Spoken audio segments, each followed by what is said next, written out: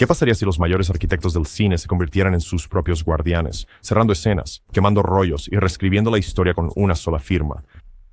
Desde los negativos en color desaparecidos de Prince hasta la autoinmolación de Georges Méliès de su propio estudio, 20 íconos, actores, directores, músicos dieron pasos extraordinarios para suprimir el trabajo que una vez promovieron. Sus historias revelan una corriente oculta en Hollywood, donde la visión artística y la convicción personal chocaron y capítulos enteros de la historia del cine se desvanecieron en la oscuridad. Sean Young, una prometedora aparición en Blade Runner de Ridley Scott en 1980 y en Dune de David Lynch en 1984, dio paso a una carrera marcada por la controversia y algunos alegan borrado intencional. El supuesto acto de Young de destruir las cintas detrás de escenas se basa en sus propios relatos. En una entrevista de 1990 con Entertainment Weekly, afirmó haber quemado todo el metraje que la mostraba como inestable. Sin embargo, los registros del estudio y los inventarios de archivos no muestran carretes faltantes, y las cintas publicitarias de Warner Bros. De su propuesta para Catwoman de 1991 sobreviven intactas en las bóvedas de la red. Su despido de Batman en 1989, oficialmente debido a un accidente a caballo, provocó una disputa pública con Kim Basinger y Warner Bros., durante la cual Young amenazó con destruir cualquier metraje que considerara no autorizado. Ese mismo año, resolvió una demanda de acoso presentada por James Woods y su entonces prometida Kristen Guthrie, un episodio que luego culpó a una conspiración del estudio para arruinar su carrera. Sin embargo, no hay documentos legales o reclamaciones de seguros que mencionen medios perdidos. En 2018, Young enfrentó cargos menores por presuntamente tomar 2 computadoras portátiles de un set en Nueva York. Los cargos se retiraron después de su devolución, alimentando la especulación sobre su volatilidad. Archiveros del Archivo de Cine y Televisión de UCLA confirmaron que todos los dailies y rushes conocidos de su trabajo en estudios principales están contabilizados, sin ningún hueco atribuible a su intervención. Como señala el historiador de cine Peter Hansen, el mito de Young sobre las cintas destruidas dice más sobre el chisme de Hollywood que sobre hechos archivísticos. Su legado sigue siendo una mezcla de anécdotas de rodaje y folclore de tabloides, en lugar de actos concretos de supresión. Príncipe. Cuando Prince experimentó su famoso despertar espiritual en diciembre de 1987, no solo retiró el Black Album, ordenó la destrucción de unas 500,000 copias de vinilo prensadas, considerándolas oscuras y malignas, después de lo que él llamó una comunión trascendental con su musa. Los discos promocionales ya en circulación, menos de 10 en todo el mundo, escaparon su destrucción y ahora se venden por más de $25,000 cada uno en subastas, según informes de Rolling Stone. Su trabajo cinematográfico sufrió un destino similar. Tras la tibia recepción de Under the Cherry Moon en 1986, Prince insistió en que todas las copias a color fueran reemplazadas por una copia maestra en tono sepia que él supervisó personalmente. Los registros del estudio de Warner Bros. Muestran que los negativos originales fueron guardados en una bóveda con control climático en 1988 y no han sido tocados desde entonces. En retrospectiva se proyecta ocasionalmente una versión en blanco y negro, aprobada en 1993 para el Festival de Cine de Londres, pero el negativo en color completo sigue siendo inaccesible, protegido por los estrictos protocolos de licencia del patrimonio de Prince establecidos en 2017. El biógrafo Per Nielsen describe esto como la máxima afirmación de propiedad artística, subrayando el perfeccionismo de Prince en todos los medios. A pesar de las peticiones de los fanáticos y las solicitudes de archivo presentadas ante la Biblioteca del Congreso, la herencia ha rechazado cualquier otro lanzamiento público. Como resultado, tomas significativas como la secuencia de apertura de 12 minutos y un final alternativo con la participación de Carmen Electra permanecen sin ser vistas, atrapadas detrás de una puerta de bóveda que solo el propio Prince abrió. Brigitte Bardot. Al retirarse en 1973 a los 39 años, Brigitte Bardot congeló efectivamente gran parte de su legado cinematográfico. Conocida por desafiar las demandas de los estudios, se negó a autorizar ediciones domésticas sin cortes de Y Dios creó a la mujer en 1956, lo que llevó a los distribuidores estadounidenses a ofrecer solo una versión altamente censurada de 82 minutos bajo amenaza de acciones legales.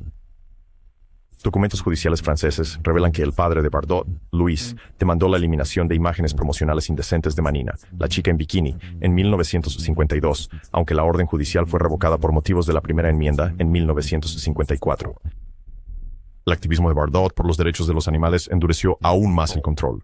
Cualquier propuesta de reedición tenía que pasar por su junta de revisión personal, que exigía cortes en escenas consideradas gratuitas o explotadoras. Como resultado, solo 12 de sus 47 películas aparecen en plataformas de streaming hoy en día, cada una editada para cumplir con sus estipulaciones, en 1982, bloqueó con éxito una retrospectiva de Channel 4, citando su derecho a ser olvidados bajo las leyes de privacidad francesas, un movimiento sin precedentes que dejó muchas películas de carrera temprana sin ser examinadas por académicos. El administrador del patrimonio, Richard Bacallion, confirma que los negativos originales permanecen almacenados en la bóveda de Gaumont en Saint-Rémy-lès-Chevreuse, pero no se han distribuido copias íntegras desde 1975. La decisión de Bardot de congelar en lugar de destruir ha creado un aura de escasez.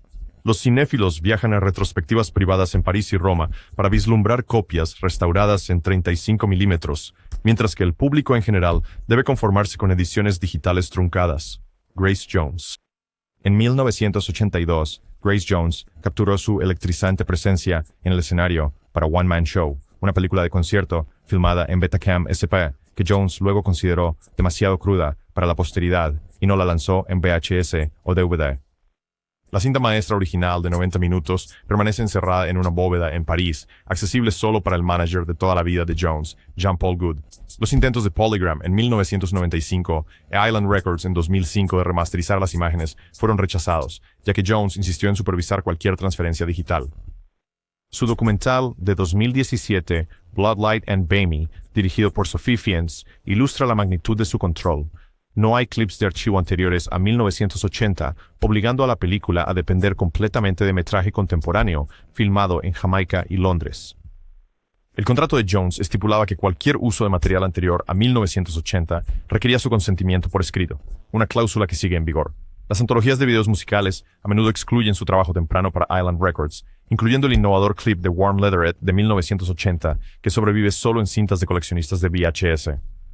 En entrevistas con The Guardian, Jones ha llamado a estas omisiones sacrificios necesarios para proteger su imagen, aunque sus papeles cinematográficos en Conan the Destroyer en 1984 y A View to a Kill en 1985 circulan libremente. Cientos de descartes documentando sus ensayos y sesiones de moda están sellados bajo disposiciones de propiedad intelectual que se extienden 70 años después de su muerte. Shelley Duvall.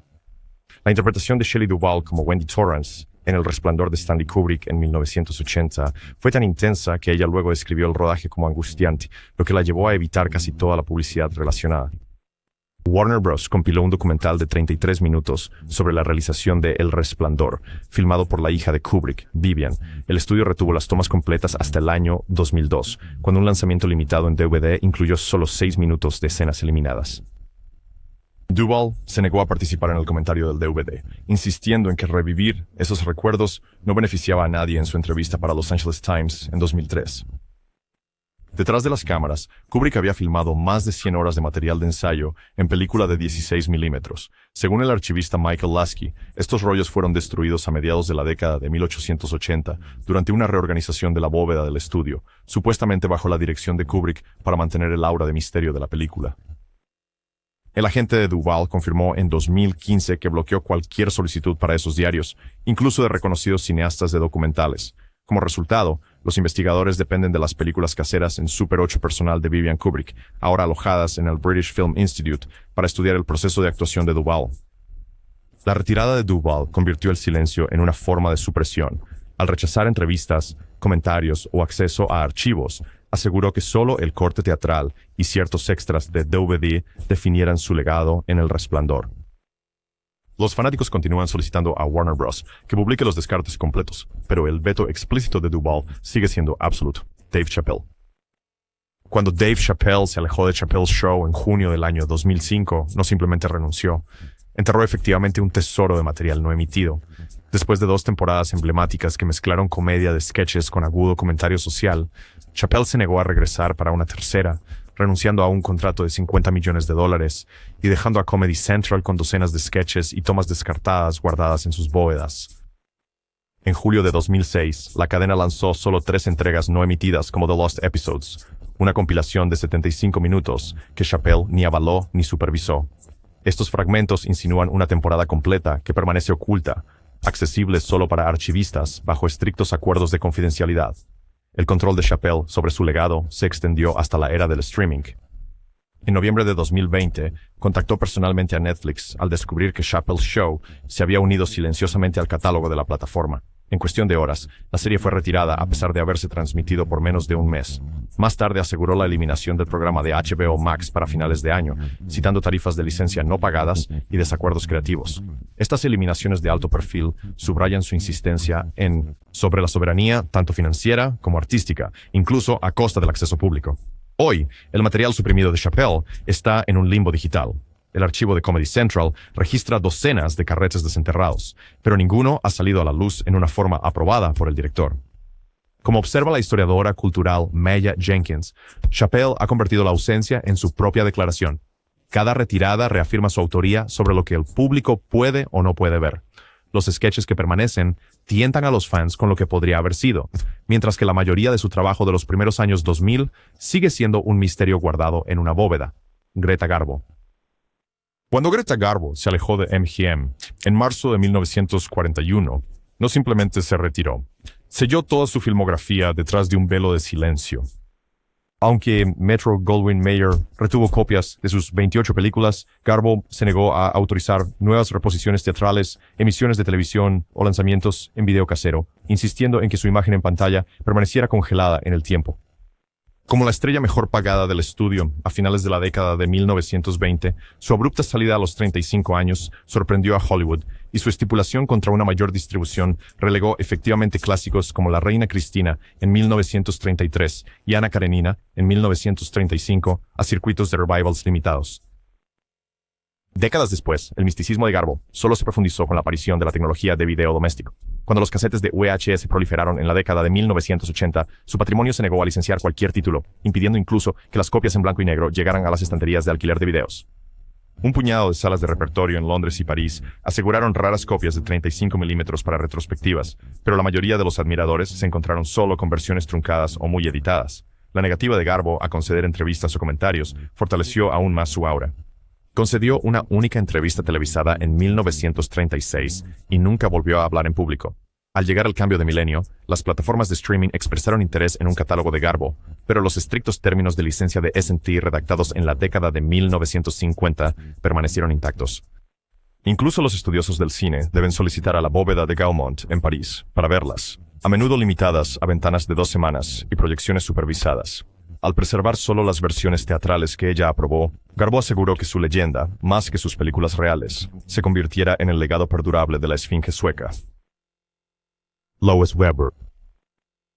En el auge de su carrera entre 1912 y 1921, Lois Weber se destacó como una de las directoras más prolíficas de Estados Unidos, dirigiendo un estimado de 200 a 400 filmes que abordan problemas sociales desde el control de natalidad hasta la pena capital. Sin embargo, a medida que el cine mudo dio paso a las películas sonoras, su obra fue víctima de una combinación de negligencia, incendios en las bóvedas de los estudios y eliminación deliberada. Los estudios, ansiosos por recuperar plata de impresiones de nitrato volátiles, desecharon carretes etiquetados como obsoletos, mientras que otros perecieron en incendios en los archivos de Universal y Fox en las décadas de 1920 y 30. El descubrimiento de Dawson City en 1978 ofreció un fascinante vistazo a la obra perdida de Weber. Enterrados en el permafrost, junto a noticieros y cortos, emergieron más de 500 carretes de los años 1910, entre ellos fragmentos del drama de 1915 de Weber, Hipócritas, y su thriller de 1916, La muda de Portici. Aunque estos hallazgos reavivaron el interés académico, representan menos del 10% de su producción estimada. No se conservan negativos conocidos de sus cuentos morales de largometraje o de sus experimentos pioneros de pantalla, dividida en forma completa. Hoy en día se conservan menos de 20 títulos de Weber, dispersos entre la Biblioteca del Congreso, el Instituto Británico de Cine y colecciones privadas. La historiadora de cine Shelley Stamp comenta: la ausencia de Weber en los archivos no es un accidente, sino un reflejo de la cultura de desechabilidad del Hollywood temprano. A pesar de las restauraciones de Suspense en 1913, ¿y dónde están mis hijos?, en 1916, el legado completo de Weber permanecía como un mosaico de fragmentos redescubiertos y esfuerzos continuos de restauración. Stanley Kubrick. La reputación de Stanley Kubrick por su meticulosidad se extendió a una purga intransigente del material no utilizado. Después de filmar El Resplandor en 1980, instruyó a Warner Bros. Para destruir todas las escenas eliminadas, tomas alternativas y un epílogo que habría extendido la película en 10 minutos. Los memos del estudio revelan que Kubrick etiquetó estos cortes de la película como potenciales distracciones de la atención claustrofóbica de la película, ordenando su eliminación poco después del estreno de 1980. A pesar de los persistentes rumores sobre la existencia de tomas adicionales, nunca ha surgido una versión oficial del director. Una investigación de los años 1990 realizada por el archivista John Hoffman confirmó que las bóvedas de Warner Bros. Contienen únicamente el negativo teatral de 146 minutos y algunos recortes de cámara considerados esenciales para la preservación futura. La hija de Kubrick, Vivian, que grabó imágenes privadas entre bastidores con una cámara Super 8, se negó a compartir sus rollos personales con los documentalistas, citando los deseos de su padre. La eliminación de material alternativo por parte de Kubrick subraya su creencia de que la forma final de una película es sacrosanta. Como observó el crítico Michael Herr, Kubrick no quería lo que podría haber estado rondando al espectador. El resultado es una experiencia cinematográfica singular. El público conoce El Resplandor solo como lo aprobó Kubrick, sin posibilidad de explorar narrativas abandonadas o secuencias eliminadas. Georges Méliès. Georges Méliès, a menudo considerado como el primer pionero de los efectos especiales en el cine, supervisó la destrucción de gran parte de su propio legado en un momento de desesperación. Después de que Pathé Frères incautara su estudio de Montreux en 1913, Méliès enfrentó la ruina financiera. Para 1923, quemó todos los negativos restantes, decorados y disfraces en un arranque de ira, condenando a cientos de películas al olvido. Durante la Primera Guerra Mundial, el ejército francés también requisó aproximadamente 400 copias para la recuperación de plata, diezmando aún más su archivo. De las aproximadamente 520 películas que Méliès dirigió entre 1896 y 1912, solo unas 200 sobreviven hoy, muchas como copias fragmentadas o deterioradas. Las restauraciones más completas, como Viaje a la Luna en 1902 y El Viaje a lo Imposible en 1904, se derivaron de copias encontradas en colecciones privadas y el hallazgo de Dawson City en 1979. Sin embargo, toda la serie de sus experimentos con trucos cinematográficos sigue perdida, sus tramas reconstruidas solo a través de guiones e imágenes promocionales. La eliminación autoimpuesta de Méliès subraya la fragilidad del cine temprano. Como señala el historiador Paolo Cerci-Usai, las llamas de Méliès consumieron no solo películas, sino un capítulo de la historia del cine. Hoy, los archivos cinematográficos en todo el mundo continúan el arduo trabajo de reconstruir su obra visionaria. Cada fragmento recuperado es un testamento de lo que una vez fue y lo que quizá nunca se restaure por completo. Jerry Lewis. El drama inconcluso de Jerry Lewis.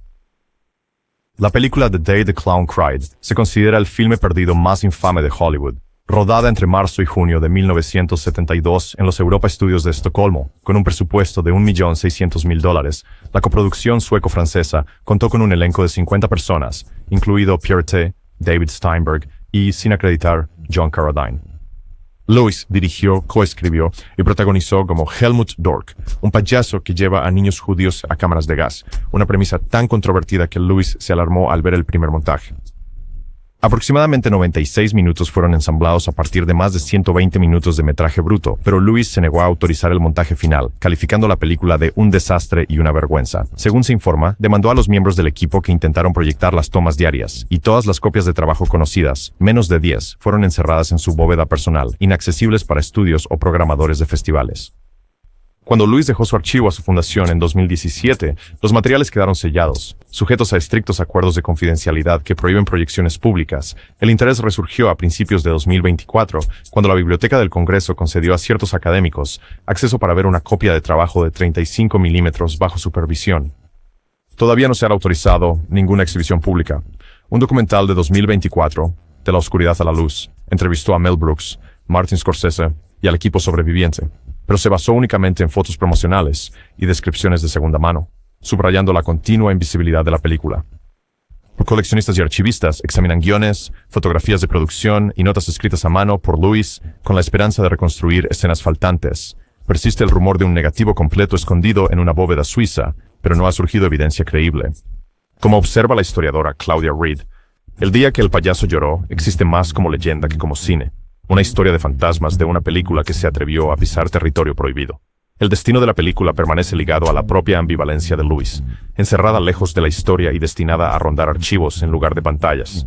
Charlie Chaplin. El control meticuloso de Charlie Chaplin sobre su legado lo llevó a borrar partes significativas de su obra temprana. En 1926, enfrentando un embargo fiscal de $1 millón, Chaplin optó por destruir el negativo y todas las copias conocidas de su película The United Artists, Una mujer del mar, dirigida por Joseph von Sternberg, pero producida bajo el sello de Chaplin. Esta cancelación condenó la película al olvido.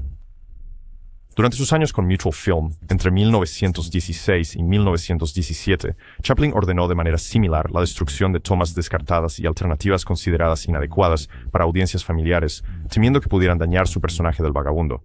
A pesar de los esfuerzos de Chaplin, fragmentos de estos materiales perdidos resurgieron.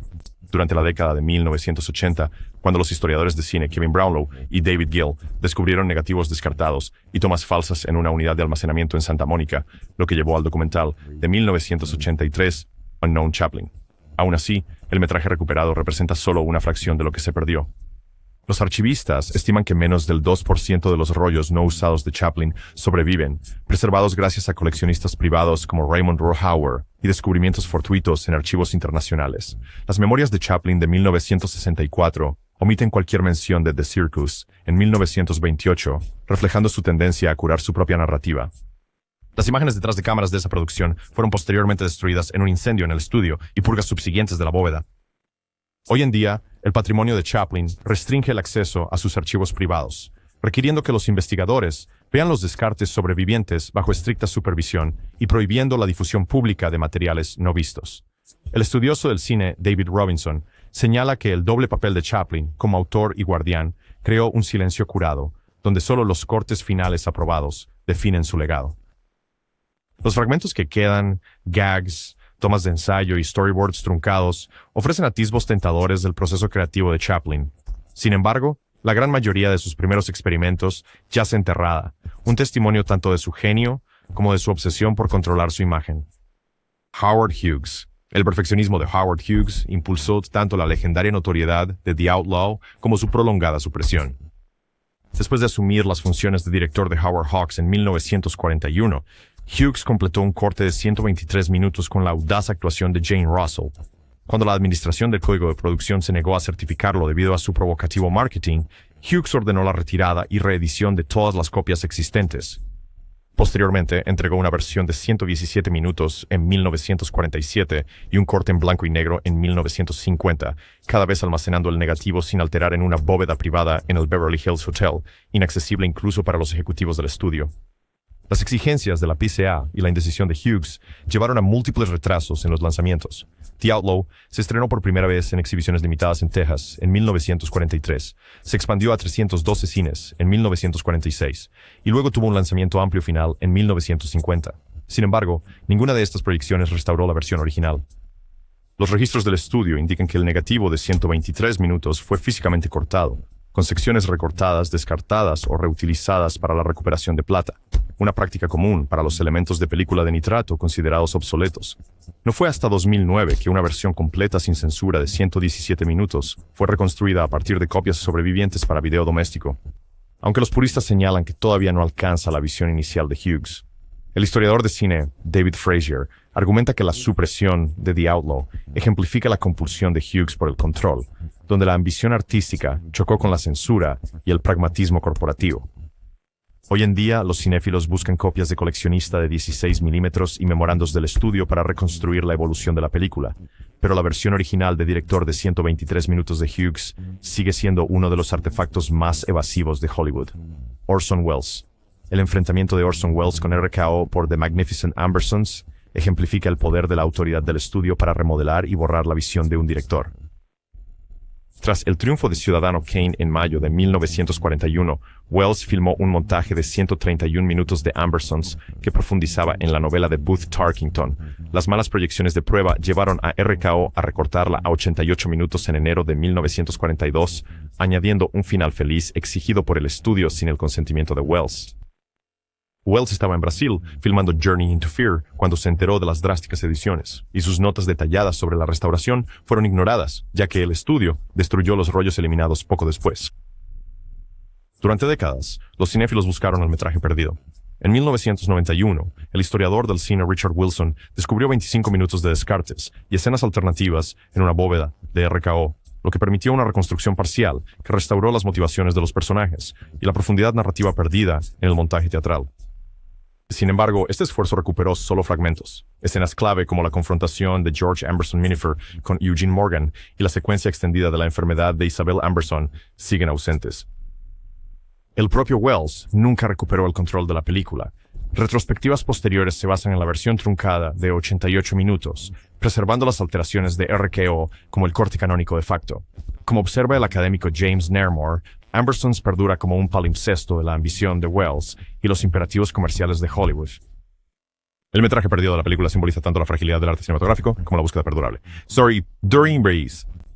Reclamar la intención original de un director, Leni Riefenstahl. El triunfo de la voluntad de Leni Riefenstahl en 1935 sigue siendo una de las películas de propaganda más poderosas y más censuradas del cine. Encargada por Adolf Hitler para documentar el mitin de Nuremberg de 1934, Riefenstahl empleó más de 30 cámaras, innovando con tomas aéreas y técnicas de cámara en movimiento que revolucionaron el lenguaje cinematográfico. Tras la derrota de Alemania en 1945, los aliados prohibieron la película bajo la Orden número 4 del ACC, clasificándola como propaganda nazi prohibida. Estuvo en la lista tripartita de películas prohibidas en Alemania Occidental hasta su exclusión en 1955, congelando efectivamente el acceso público durante una década. Los documentales olímpicos de Riefenstahl. Olimpia, parte 1. Festival de las Naciones y Olimpia, parte 2. Festival de Belleza enfrentó una supresión similar. Aunque se estrenaron en 1938, fueron retirados de circulación en 1945 y solo reaparecieron en 1958, reeditados por la misma Riefenstahl para eliminar referencias nazis evidentes y recontextualizar las películas como épicas deportivas. Incluso después de la rehabilitación legal, Riefenstahl controlaba estrictamente las proyecciones, licenciando las películas solo para contextos académicos o de museos bajo condiciones estrictas. Rechazó las emisiones televisivas en los años 60 y bloqueó las ediciones en video doméstico en los años 80, insistiendo en proteger el registro histórico mientras negaba cualquier contexto más allá de su propio comentario. La historiadora de cine, Antje Ehmann, señala que los esfuerzos de Riefenstahl, después de la guerra, para recuperar su legado, convirtieron la supresión en estrategia. Al controlar el acceso, mantuvo su obra viva pero inaccesible, siendo un punto de discusión perpetuo en los debates sobre arte, propaganda y censura. David Lynch. La relación de David Lynch con Dune en 1984 está definida tanto por la ausencia como por lo que aparece en pantalla. Encargado de adaptar la densa novela de Frank Herbert, Lynch entregó un corte preliminar que, según informes, abarcaba entre 4 y 5 horas, mucho más allá del tiempo de duración de 2 horas que exigía el estudio. Según participantes en la sala de edición de Lynch, varias versiones duraban entre 240 y 300 minutos antes de que Universal Pictures interviniera, insistiendo en cortes drásticos para simplificar los hilos narrativos y las secuencias de efectos especiales. Desencantado con la versión final en cines, que consideraba carecía de coherencia y profundidad de personajes, Lynch repudió públicamente la película, rechazando cualquier oportunidad posterior de lanzar una versión del director. En entrevistas en torno al 40º aniversario de la película, Lynch reiteró que nunca vio Dune tal como se lanzó, lamentando que las presiones contractuales y financieras le obligaron a renunciar al control creativo. A pesar de las peticiones de los fanáticos y las investigaciones de archivo, Universal mantiene que los negativos originales están guardados en condiciones de bóveda, accesibles solo para un puñado de preservacionistas bajo estrictos acuerdos de confidencialidad. El resultado es un mito parcial. Los cinéfilos debaten la existencia de la visión completa de Lynch, mientras que los archivistas confirman que docenas de escenas eliminadas y tomas alternativas permanecen almacenadas en carretes controlados por clima en los archivos de Universal. Como observa la académica Marcia Bradshaw, Dune de Lynch vive 2 veces, una en la versión teatral y otra en la imaginación colectiva de lo que podría haber sido. Hoy en día, la única edición autorizada es el corte teatral de 137 minutos. Todos los intentos de desenterrar una versión más larga han sido rechazados, consolidando a Dune como uno de los cortes de director perdidos más tentadores del cine moderno. Michael Cimino. La Puerta del Cielo de Michael Cimino en 1980 sigue siendo sinónimo de ambición épica y reacción adversa del estudio. Presentada inicialmente como un montaje de 325 minutos a los ejecutivos de United Artists, ensamblada a partir de más de 200 horas de metraje grabado, la película fue inmediatamente catalogada como excesiva y no comercial, y retirada después de una sola semana de estreno. United Artists exigió una versión recortada y Cimino supervisó a regañadientes una nueva edición reducida a 219 minutos para el estreno teatral de 1981. Sin embargo, incluso esa versión tuvo corta vida. El estudio ordenó un recorte adicional a 149 minutos, la única iteración que llegó a un público amplio. Los 176 minutos eliminados de la visión original de Cimino no fueron archivados, sino destruidos. Los memorandos del estudio revelan que se cortaron físicamente los recortes negativos del máster y se reciclaron para la recuperación de plata, una práctica común para los elementos de película a base de nitrato considerados obsoletos. Fragmentos supervivientes surgieron esporádicamente en colecciones privadas, notablemente un carrete de 45 minutos mostrado en un simposio de cine del oeste en 2017. Pero estos fragmentos ofrecen solo vislumbres tentadores del alcance narrativo que Cimino pretendía, que según se informa incluía secuencias extendidas de las dificultades de los inmigrantes y montajes de fauna salvaje. He filmado en Montana. La historiadora de cine Linda Bergstrom caracteriza Heaven's Gate como el relato de advertencia definitivo sobre el exceso directorial, donde la destrucción de la versión más larga borró no solo el arte de Cimino, sino también un capítulo crítico del cine de autor estadounidense. La restauración de 219 minutos de The Criterion Collection, extraída de copias teatrales supervivientes, sigue siendo la aproximación más cercana al trabajo de Cimino, aunque los académicos continúan abogando por una reconstrucción digital basada en fotos de producción y registros de edición. Sin el negativo original, sin embargo, la épica completa de 2 horas y media de Cimino existe solo en la memoria y la documentación. Erich von Stroheim. La avaricia de Erich von Stroheim en 1924 a menudo se cita como la mayor víctima editorial trágica del cine. Encargada como una adaptación fiel de la novela McTeague de Frank Norris, von Stroheim rodó un corte estimado de 9 a 10 horas, empleando múltiples cámaras y meticulosas configuraciones de luz natural para capturar cada matiz del duro paisaje del Valle de la Muerte. Sin embargo, los ejecutivos de MGM rechazaron su duración y tono, ordenando una drástica reducción a 140 minutos para su estreno en 1924. Las restantes 7 a 8 horas de metraje fueron destinadas al almacenamiento en bóvedas y luego quemadas en la década de 1930 para recuperar contenido de plata de las copias de nitrato, un destino confirmado por los libros de contabilidad del estudio y la correspondencia del archivo de MGM. Los elementos sobrevivientes de la visión original de von Stroheim han sido meticulosamente reconstruidos. En la década de 1990, el estudioso del cine Herman G. Weinberg desenterró guiones de continuidad de edición y fotos de producción que permitieron una reconstrucción de 4 horas que combina metraje existente con imágenes fijas e intertítulos para aproximar las secuencias perdidas. Esta versión, presentada en el Museo de Arte Moderno en 2012, reveló hilos narrativos eliminados del corte teatral, sobre todo el extendido clímax en la sala del tribunal y la obsesiva caída de Trina en la locura. A pesar de estos esfuerzos, menos del 25% del metraje original sobrevive, disperso en archivos de Nueva York, París y colecciones privadas. Como señala la archivera Simone Beaulieu, la tragedia de Greed es doble. La ambición épica de von Stroheim y el pragmatismo despiadado del estudio se combinaron para borrar lo que podría haber sido la mayor película muda jamás hecha. Hoy en día, Greed perdura como tanto una obra maestra del cine mudo como una advertencia sobre la fragilidad de la preservación cinematográfica Walt Disney. En 1946, Walt Disney lanzó Song of the South, una película híbrida de acción en vivo y animación destinada a mostrar el folclore sureño a través de las historias del tío Remus. Aunque inicialmente fue exitosa, recaudando $65 millones en todo el mundo contra un presupuesto de $2 millones, la representación de la vida en una plantación en la película generó crecientes críticas durante la era de los derechos civiles. La respuesta de Disney fue no reeditarlas, sino suprimirlas. Después de su último relanzamiento autorizado en cines en 1986, el estudio colocó Canción del Sur en la bóveda de Disney, negándose a lanzar cualquier versión en video casero o streaming en los Estados Unidos. La retirada voluntaria de Disney contrasta sin prohibiciones absolutas. La Canción del Sur no está legalmente prohibida, pero la política interna del estudio impide cualquier distribución doméstica, citando preocupaciones sobre representaciones culturales obsoletas y el deseo de mantener la integridad de la marca. Ediciones no autorizadas en formato VHS han circulado en el extranjero y copias archivadas de 35 milímetros se proyectan ocasionalmente en festivales de cine especializados. Sin embargo, nunca se ha autorizado un lanzamiento oficial de vídeo doméstico en Estados Unidos.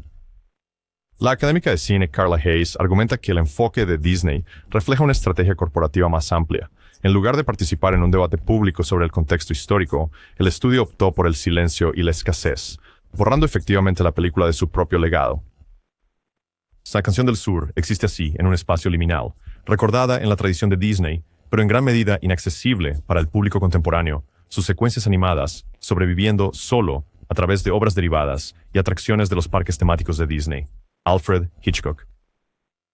La segunda película de Alfred Hitchcock, The Mountain Eagle, en 1926, es el santo grial del cine perdido. Filmada en Inglaterra con un presupuesto de $3,000, el melodrama protagonizado por Nita Naylor y Percy Marmont incluyó rodajes en exteriores en los Alpes bávaros, elementos confirmados por fotografías de producción y reseñas comerciales de la época. A pesar de la recepción positiva en su estreno de junio de 1926, no se conservaron copias. Los registros del archivo del estudio indican que todos los negativos de nitrato fueron desechados a principios de los años 30, considerados demasiado inestables para almacenamiento, y las copias sobrevivientes probablemente fueron destruidas durante los bombardeos de la Segunda Guerra Mundial en los archivos británicos. Hoy en día solo sobreviven 6 fotos de producción y recortes de prensa contemporáneos, ofreciendo vislumbres tentadores. Vistazos del estilo visual temprano de Hitchcock, composiciones en ángulo alto, claroscuro dramático y movimientos de cámara pioneros. Los historiadores del cine han reconstruido la narrativa de la película a partir de registros de sensores y críticas, ensamblando una historia de amor prohibido y tragedia en la cima de una montaña que presagiaba temas que Hitchcock volvería a explorar en Rebecca en 1940 y Vértigo en 1958. Como señala el archivista Peter Cook, la ausencia de The Mountain Eagle habla tanto de la fragilidad del nitrato de celulosa como del temprano desdén de la industria por la conservación. A pesar de los rumores sobre un coleccionista privado que posee una copia, no ha aparecido ninguna copia verificable. El estatus fantasmal de la película amplifica la leyenda de Hitchcock, asegurando que su obra maestra perdida siga siendo uno de los misterios más perdurables del cine. Si estás deseando más misterios de películas perdidas o rebeliones de celebridades, dale al botón de me gusta, suscríbete y toca la campana porque la bóveda de secretos de Hollywood siempre está cerrada hasta que la abramos. Deja un comentario. ¿Qué película oculta de una celebridad te gustaría que resuelva?